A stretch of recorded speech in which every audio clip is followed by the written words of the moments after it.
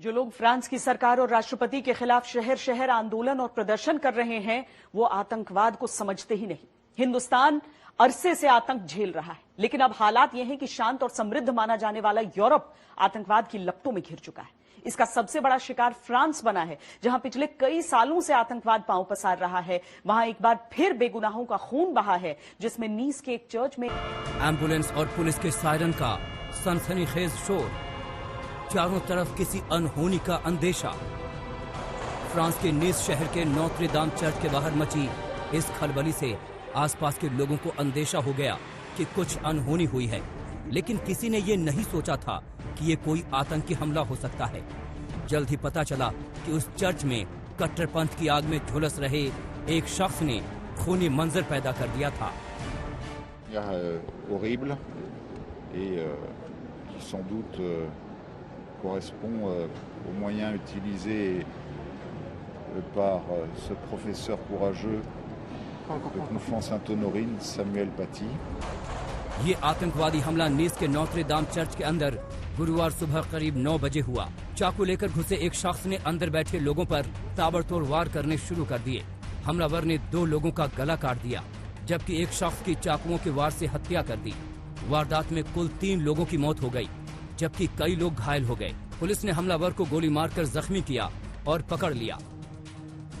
बात तुरंत फैल गई। इस बर्बर आतंकी हमले से फ्रांस सन्न रह गया। फ्रांस की संसद में मौन श्रद्धांजलि दी गई। नीस के हमलावर को पुलिस ने अस्पताल पहुंचा दिया, लेकिन जिस तरह जीते जागते इंसान का गला चाकू से काटा गया, उससे हमलावर के जहन में आईएसआईएस और तालिबान की तरह जिहादी जहर सवार रहा होगा। लेकिन इस पर दुनिया के तमाम मुस्लिम देशों में फ्रांस के ही खिलाफ विरोध प्रदर्शन और आक्रोश शुरू हो गया। ये गुस्सा फ्रांस के राष्ट्रपति मैक्रों के उस बयान के बाद भड़का, जिसमें फ्रांस ने इस्लामिक आतंकवाद और कट्टरवाद को जड़ से खत्म करने का ऐलान किया है। What we must fight is Islamist हमें इस्लामिक कट्टरवाद से लड़ना ही होगा। socio-political project। इसका आगाज पिछले 16 अक्टूबर को हुआ, जब पेरिस में एक स्कूल टीचर सैमुअल पैटी की गला काटकर हत्या कर दी गई। फ्रांस में पैगंबर का कार्टून बनाने वाले शिक्षक की गर्दन काटने के बाद से सांप्रदायिक माहौल बुरी तरह से बिगड़ गया। उस टीचर सैमुअल पैटी ने पैगंबर मोहम्मद के कुछ कार्टून अभिव्यक्ति की स्वतंत्रता विषय पर चर्चा के दौरान छात्रों को दिखाए थे। इस घटना ने फ्रांस में एक बार फिर पुरानी चिंगारी में आग फूंक दी, और उसका नतीजा है नीस की ताजा घटना।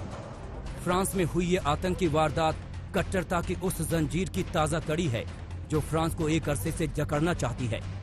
2015 में फ्रांस ने इसका सबसे खौफनाक रूप देखा, जब पैगंबर मोहम्मद का कार्टून छापने वाली मैगजीन शार्ली एब्दो के दफ्तर में आतंकियों ने 12 लोगों को मौत के घाट उतार दिया था।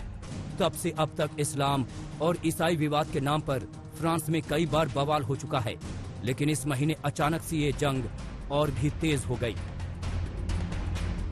16 अक्टूबर को पेरिस में सैमुअल पैटी नाम के एक शिक्षक की एक शख्स ने गला काटकर हत्या कर दी, और 2 हफ्ते के अंदर करीब 1000 किलोमीटर दूर फ्रांस के दक्षिणी छोर नीस में गुरुवार को यह हमला हो गया। गुरुवार को ही नीस से करीब 250 किलोमीटर एवियोन शहर में भी चाकू लहराते एक शख्स को पुलिस ने ढेर कर दिया। इन तीनों घटनाओं में हमलावर एक जैसे मजहबी नारे लगा रहे थे। En étant une fois de plus victime de l'islamo-fascisme, il ne fait aucun doute que l'auteur de ces actes, qui n'a cessé de répéter en boucle devant nous Allahu Akbar alors qu'il était médicalisé sur place। France में जो हुआ ठीक वैसी ही वारदात हजारों kilometre दूर Dubai के जद्दा में हुई। फ्रांसीसी दूतावास के बाहर एक हमलावर ने किसी नुकीले हथियार से एक सुरक्षा गार्ड को जख्मी कर दिया। फ्रांस के अंदर और फ्रांस के बाहर हो रही ये तमाम घटनाएं बता रही हैं कि अभिव्यक्ति की आजादी को अहमियत देने वाला देश कट्टरपंथियों की आंख की किरकिरी बना हुआ है।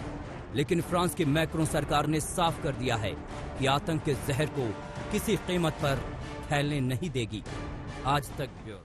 नमस्कार, मैं हूं अंजना ओम कश्यप। हमें उम्मीद है ये वीडियो आपको पसंद आया होगा। लेटेस्ट खबरों के लिए यूं ही देखते रहिए आज तक, और इस वीडियो के पसंद आने पर लाइक, शेयर एंड सब्सक्राइब करना ना भूलें।